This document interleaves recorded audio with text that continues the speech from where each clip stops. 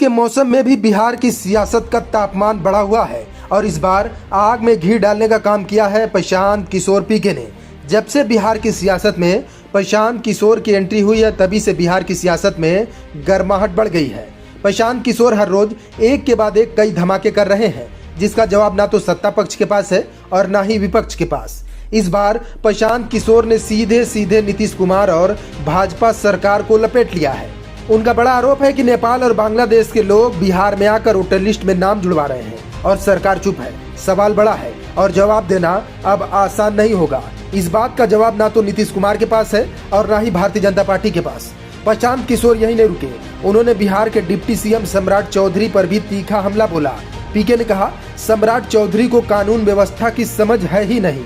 असल में गृह मंत्री नीतीश कुमार है और वो अचेत अवस्था में है, इसलिए अपराधियों के हौसले इतने बुलंद हैं।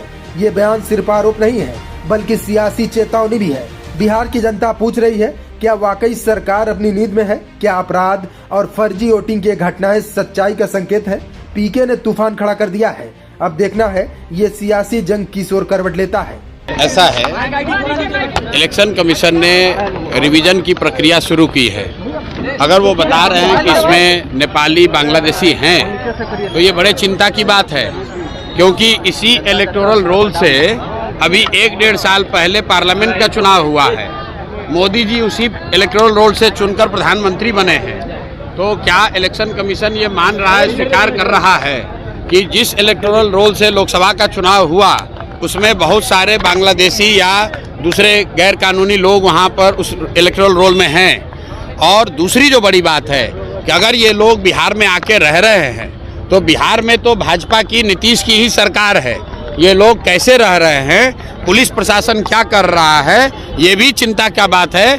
और कहीं ना कहीं नीतीश सरकार को जवाब देना चाहिए कि इतने लोग जो इलेक्शन कमीशन कह रहा है, सरकार की संस्था कह रही है, सरकार की संवैधानिक संस्था कह रही है कि बहुत सारे नेपाली बांग्लादेशी यहाँ पर आके रह रहे हैं और उन्होंने इलेक्टोरल रोल में बजाता अपना नाम लिखवाया है, तो नीतीश सरकार को जवाब देना चाहिए कि ऐसे लोगों को बिहार में आकर रहने का, यहाँ की सुविधाओं का फ़ायदा उठाने का, यहाँ वोट देने का अधिकार उनकी सरकार के रहते कैसे संभव हो पाया है। तेजस्वी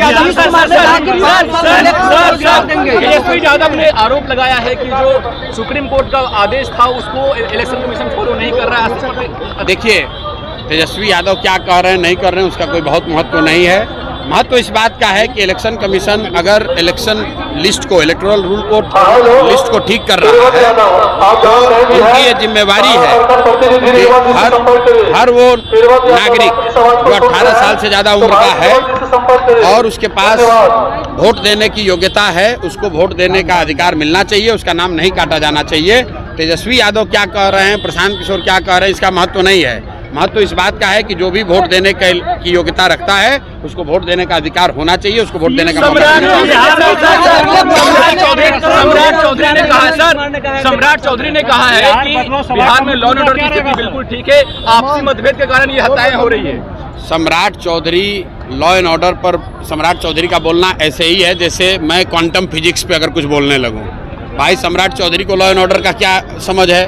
सम्राट चौधरी तो गृह मंत्री नहीं है, सम्राट चौधरी कोई लॉ एंड ऑर्डर के विशेषज्ञ नहीं हैं। गृह मंत्री यहाँ पर नीतीश कुमार हैं और वो अचेतन अवस्था में हैं। उनकी बुद्धि और उनका मानसिक और शारीरिक स्थिति ऐसा नहीं है कि उनको पता चले सरकार का इकबाल खत्म हो गया है। जिसको जो मन आ रहा है वो कर रहा है। पूरे सरकार को 3-4 अधिकारी और 4-5 उगाही मंत्री चला रहे हैं, इसीलिए पूरे बिहार में ये दुर्दशा की स्थिति है। Bureau report, news for nation.